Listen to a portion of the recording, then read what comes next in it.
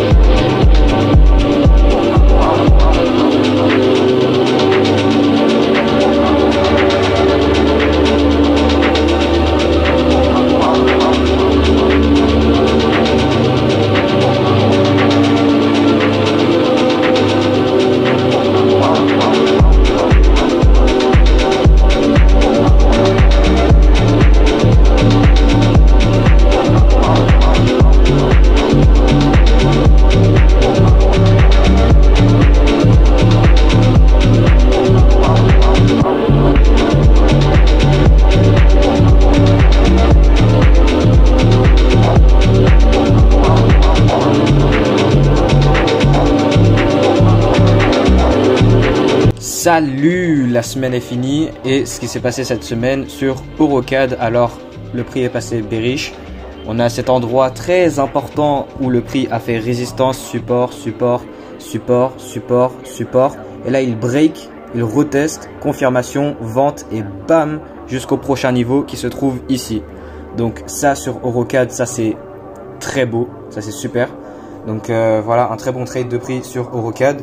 Ensuite sur AUDCHF, j'ai celui-ci qui est encore en cours, donc c'est une tendance haussière et je vise les nouveaux higher high pour la continuation de cette tendance haussière. Ensuite sur USDCAD, alors celui-ci il est un peu plus risqué. La tendance elle est haussière, on a cet endroit d'intérêt où le prix fait résistance, résistance, résistance, résistance. Il break, il reteste, confirmation lower time frame et puis je vise la continuation haussière pour viser les higher high et continuer la tendance haussière. Mais celui-ci il est un petit peu plus risqué, vu la confirmation en lower time frame, c'est pas la meilleure mais elle est bonne. Elle respecte le plan de trading donc c'est bon. Ensuite sur GBPCAD, alors celui-ci c'était très bon mais en fait il a été raté et là je le recherche. Il est intéressant pour la semaine prochaine. Donc ce qui s'est passé de base, c'est que le prix avant il était bullish, après il est passé bearish, il a shifté de structure et on a cet endroit d'intérêt très important des 1.78-530, là où le prix a fait résistance, résistance, résistance, résistance, support, support, support, support et là il break du coup en début de semaine et moi j'avais l'intention de j'attendais le retest puis confirmation pour la continuation de la vente. Voilà, juste pour la continuation, exactement comme Eurocad, niveau d'intérêt, retest, confirmation et il part.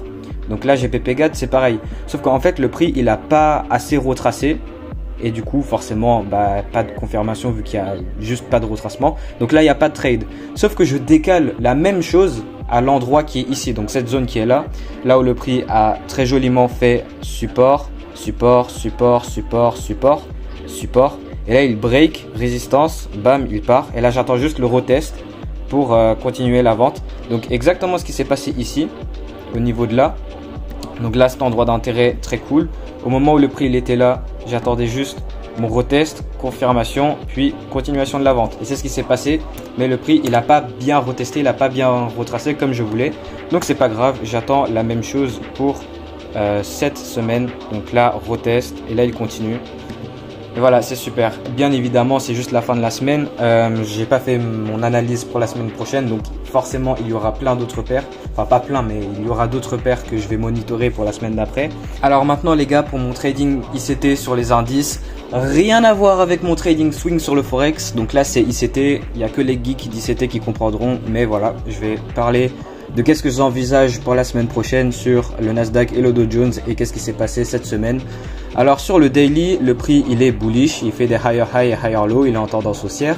Voilà, le prix il a monté, il a fait le higher high et là il retrace pour former le higher low, il retrace dans la rangée, il rééquilibre la rangée. Donc si on prend le bas jusqu'au haut, voilà, là il a retracé au 50%, donc il a rééquilibré. Et il a formé le IRL dans le IRL qui est cette PD array interne que j'ai. On a aussi sur le daily la IFVG qui se trouve là, plus du coup la BC ici en daily. On couple les deux parties qui se superposent, donc ça forme notre balance price range. Donc là voilà, super, notre balance price range, le prix il revient dessus. Et là, il lance tout simplement la continuation de la hausse pour venir chercher le ERL, la liquidité de rangée externe, et juste faire la simple continuation d'une tendance haussière au retracement, nouveau haut qui est plus haut que le haut précédent. Qu'est-ce qui se passe? C'est exactement pareil ici. Donc là, mais en plus grand et sur le graphique. Donc là, exactement pareil. Voilà. Montée, retracement, rééquilibrage au 50%, plus toutes les PD array qui se trouvent à ce niveau-là. Donc la IFVG, plus BC, créant une balance price range, plus le niveau bleu qui est quoi? Une BC, le bas de cette BC ici en 4 heures. Donc peut-être il y a une tapeda derrière ou quelque part, je sais pas. Ici il y a une breaker, donc ça c'est une breaker block aussi. Juste voilà, le prix il a retracé dans la IRL dans laquelle il devait venir retracer et en ayant rééquilibré la rangée. Et là maintenant il va chercher le ERL. Donc tout ça on retrouve dans la vidéo, tout ce que j'explique là, on retrouve tout ça parfaitement dans la vidéo que je vais coller dans le montage juste là. Ok, dans la vidéo que j'avais faite précédemment sur cette chaîne. Et là c'est un exemple parfait. Là c'est juste parfait. Je vous expliquais un peu qu'est-ce que c'est que mon trading ICT sur les indices avec les market maker modèles et tout ça. Et là on a un exemple parfait en live cette semaine et pour la semaine d'après. Donc en daily, le prix il a retracé sur une tendance haussière et là il a fait le smart money reversal, le changement de tendance de baissier à haussier. Et là il lance juste le market maker buy model pour venir envelopper tout le côté de gauche et venir prendre l'extrémité du côté de gauche qui est la ERL sur le daily. Et là il est en train de faire un market maker buy model. Donc là voilà, il a lancé higher high, higher low, higher high, higher low. Et juste le but pour la semaine d'après, ça va être de du coup anticiper la draw on liquidity vers la buy side qui est ici. Et voilà, poursuivre l'achat. Ensuite sur le Dow Jones, c'est vraiment juste pareil. Si je vais sur le daily, alors il faut que je nettoie tout ce que j'ai fait à l'intérieur là, tout le bordel qui s'est passé durant la semaine, les séparations des différentes journées. Donc c'est exactement pareil sur le Dow Jones, on a une tendance haussière, higher high, higher low, higher high, et là il retrace pour former le higher low de cette tendance haussière. Il retrace dans une PD array interne que j'ai à l'intérieur, donc il rééquilibre la ERL, la IRL pardon.